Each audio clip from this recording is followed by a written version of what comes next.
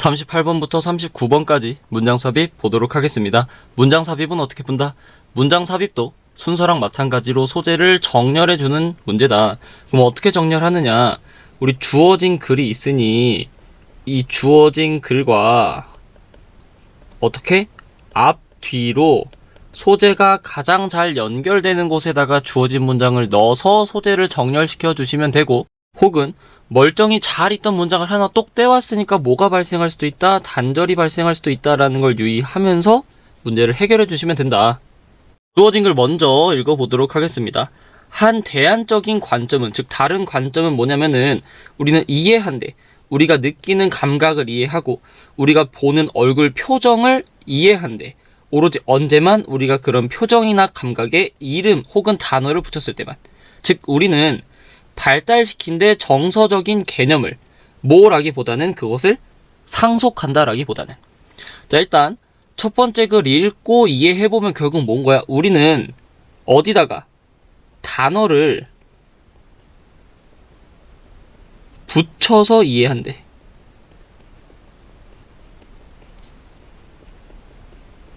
즉 얼굴 표정이나 감각 이런 거를 거기다가 단어를 붙여야만 이해할 수 있대, 그 내용을.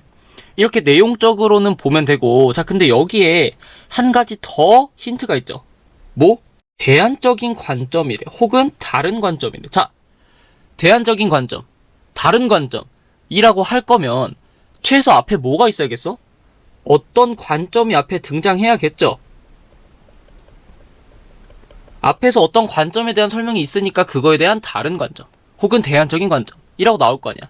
그러니까 이것까지 뭔가 힌트로서 쓸 수가 있을 것 같네 까지 인식하고 이제 바로 글로 가시면, 우리는 감정을 경험한데 다른 신체적인 감각으로 경험한대. 그러니까 심장이 뛰거나 손바닥에 땀이 차거나 같은 어떤 몸의 느낌으로 감정을 이해한대. 즉 우리는 다른 사람들에게 감정을 인식한대, 그들의 얼굴 표정이나 행동으로. 그러니까 뭔가 신체적인 걸로 감정을 이해한다라는 내용이고, 아직 어떤 관점 얘기는 안 나왔으니까 1번은 안 되겠네. 다음 보시면 하나의 어떤 우세한 생각은 뭐냐면은 우리는 고정된 기본적인 감정을 갖고 태어나는 것 같대. 근데 그것들은 인간한테는 굉장히 보편적이래. 즉 행복, 슬픔, 두려움, 놀람, 역겨움, 화 같은 것들. 잠깐만, 하나의 뭔가 우세한 생각이 뭐라고 말한대? 인간은 감정이 고정되어 있는 상태로 뭔가 태어난다. 그러니까 선천적으로 뭔가 갖고 있다라고 생각한대. 일단 우리가 주어진 글을 읽음으로써 얻은 힌트가 여기 나왔어. 이게 뭔 것 같아? 어떤 관점이 되겠죠. 그러니까 최소 얘 뒤부터 누가 나올 거야? 주어진 글이 들어가야겠죠. 왜? 어떤 관점 얘기가 나오고 그 다음에 다른 관점 얘기가 나올 거니까. 우리가 주어진 글 읽자마자 얻었던 힌트를 일단 벌써 쓴 것 같네 하고 내용을 이해해 보면은, 우리 주어진 글에서 뭐라 그랬어? 우리가 단어를 붙여서 이해한대.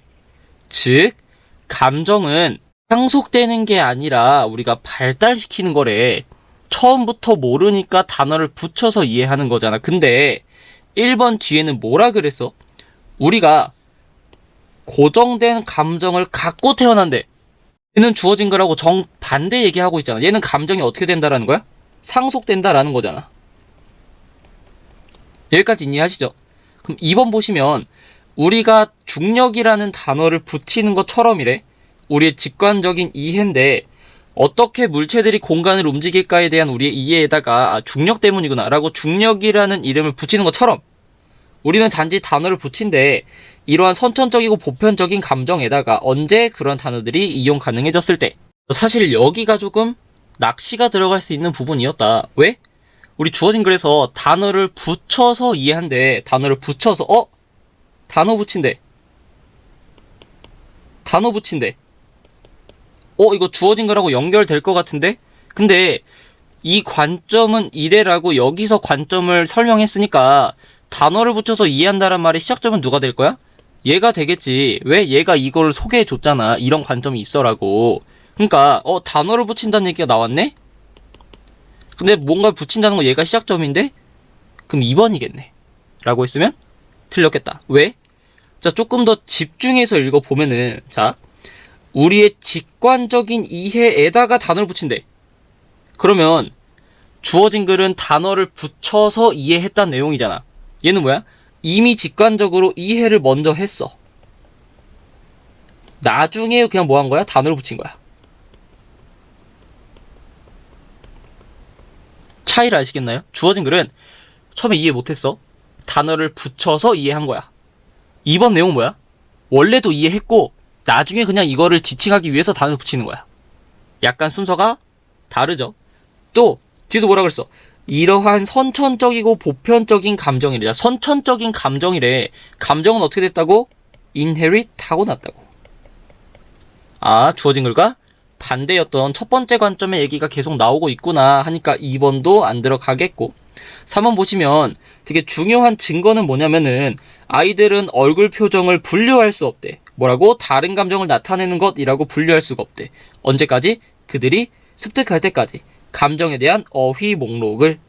자, 답 몇 번? 3번이겠죠. 왜? 자, 우리 3번 앞에까지 무슨 얘기했어? 단어는 선천적으로 타고나는 거야. 원래 이해하고 있었고 단어를 나중에 붙인 거야 라고 했죠. 근데 3번에 중요한 증거라고 했잖아. 그러면 당연히 앞문장에 대한 증거일 거 아니야. 근데 뒤에서 뭐래? 단어를 습득하기 전까지 얼굴 표정을 범주화할 수 없대. 다시, 얼굴 표정을 분류할 수 없다라는 건 이해한 거야, 못한 거야? 이해 못한 거야. 언제까지 이해 못한대? 감정에 대한 단어를 습득할 때까지. 즉, 단어를 습득 전까지는 이해한대, 못한대? 못한대. 다시 말하면 뭔 거야, 얘는? 단어를 알아야 이해한다라는 거잖아.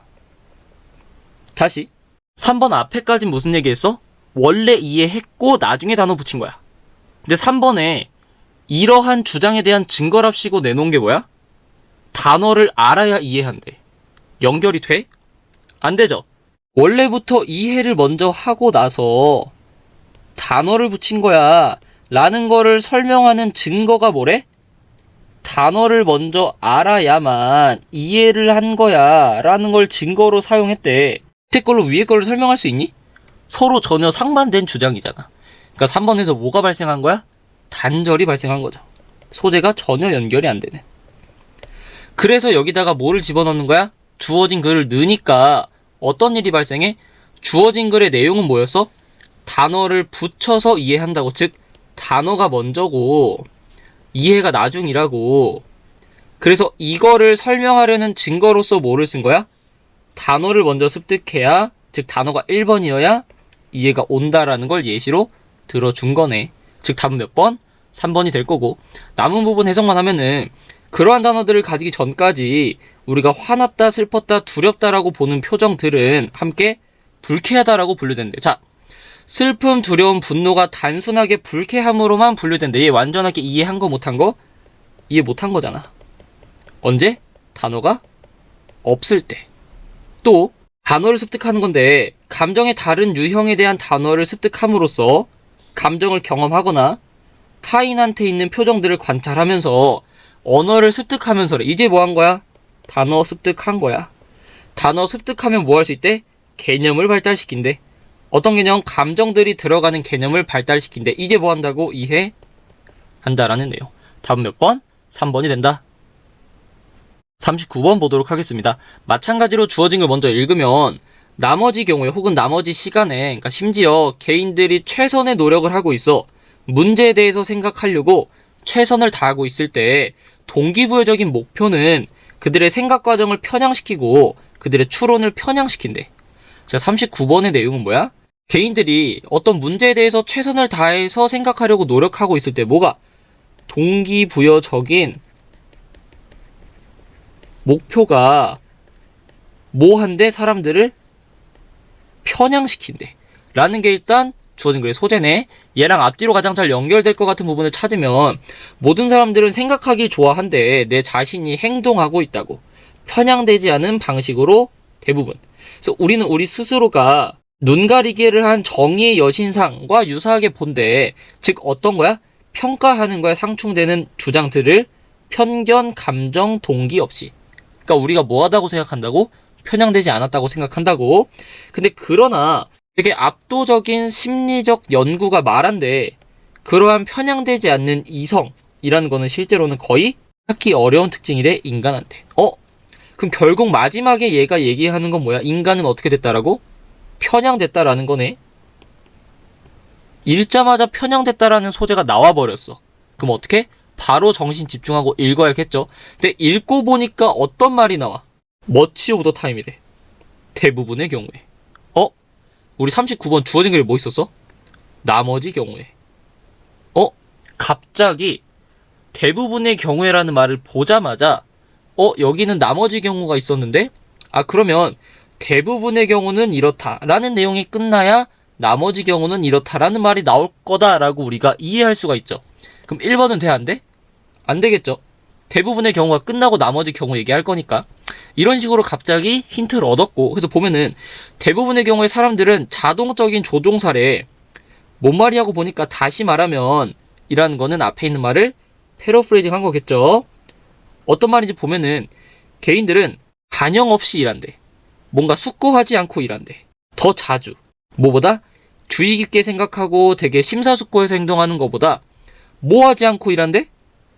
뭔가를 반영하지 않고 심사숙고하지 않고 행동한대. 다시 심사숙고하지 않고 자동적으로 그냥 행동한대.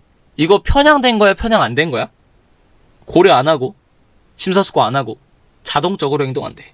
둘 다 나타내는 게 뭘까? 편향되지 않았다는 거네. 우리 주어진 글은 편향됐다라는 소재인데 지금 1번과 3번 뒤에는 요 말은 편향되지 않았다라는 말이니까 2번엔 일단 안 들어가겠네. 3번 보시면 자, 이 사람인데 얘는 용어를 만든 거야. 동기부여적인 추론이라는 거를 이러한 현상을 설명하기 위해서 다시 이 현상을 설명하기 위해서 동기부여적인 추론이란 용어를 만든 이 사람이 설명했대. 자, 학자 이름 나왔으면 뭐야? 앞에 있는 말 예시로 설명, 즉 패러프레이징이야. 앞에 있는 말이 또 그냥 그대로 반복될 거야.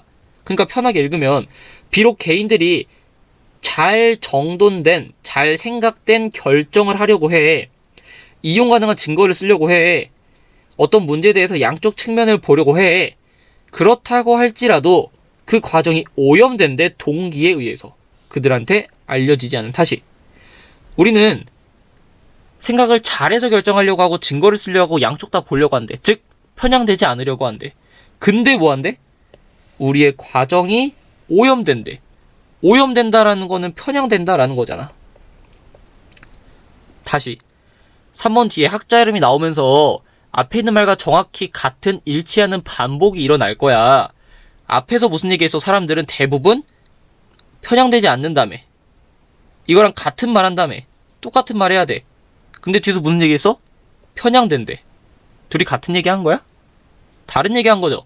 그럼 연결이 된 거야, 안 된 거야? 안 된 거죠? 3번에서 뭐가 발생? 단절이 발생. 답은 몇 번? 3번이 된다. 다시 편향되지 않았다는 걸 설명하기 위해서 편향됐다라고 말한대. 말이 돼? 안 되죠. 편향되지 않았다라는 걸 설명하려면 편향되지 않았다라는 근거가 나와야 되는데 반대 근거 됐으니까 단절이 발생한다 라는 거. 자, 그 다음에 한 가지 좀 말해드리고 싶은 게 뭐냐면은 우리가 모의고사나 수능을 볼 때 되게 자주 많은 경우에 어떤 일이 발생하냐면은 뭐 순서 문제 36번이나 37번 혹은 문장 삽입 38번이나 39번 이렇게 나오죠. 근데 적지 않은 경우에 어떤 일이 발생하냐면은 순서 문제 앞에서 풀었던 어떤 전략이 있을 거죠. 어떤 근거.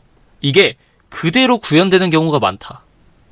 다시 38번 즉 앞에 있는 문장 삽입 문제를 풀었을 때 우리가 이용했던 어떤 근거나 전략이 어디서?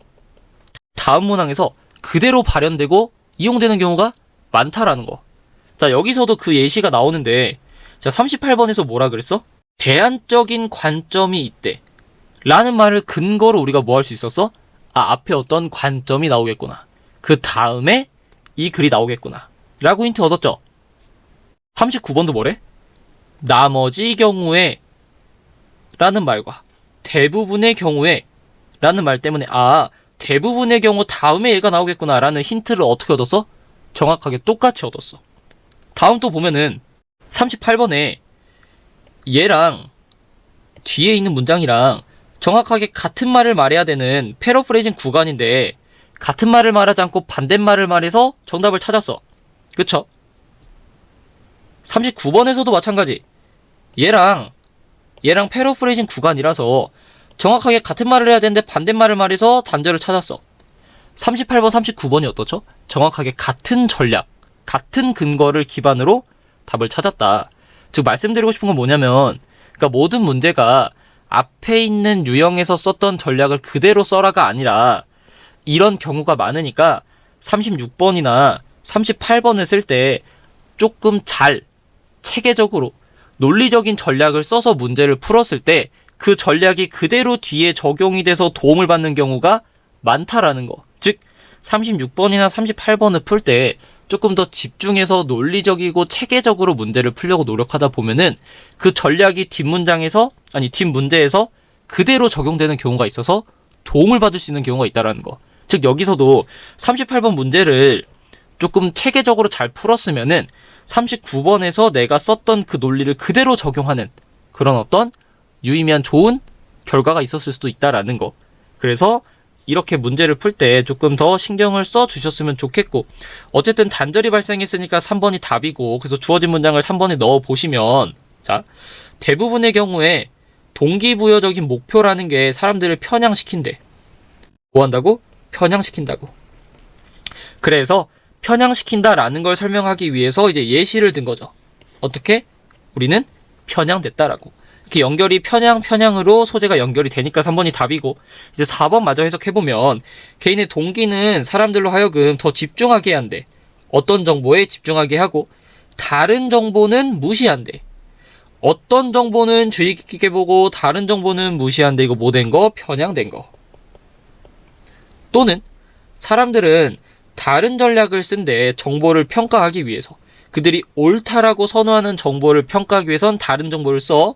반면에 동시에 정보의 결함에 있어서는 엄청나게 비판적이게 된대. 그들이 틀렸다라고 선호하는 거. 자, 내가 옳다라고 생각하는 정보는 조금 후하게, 내가 틀렸다라고 생각하는 정보는 되게 비판적으로 본대. 뭐한 거? 편향적인 거. 내용은 이렇게 이해하시면 되고, 어쨌든 답은 몇 번? 3번이 된다.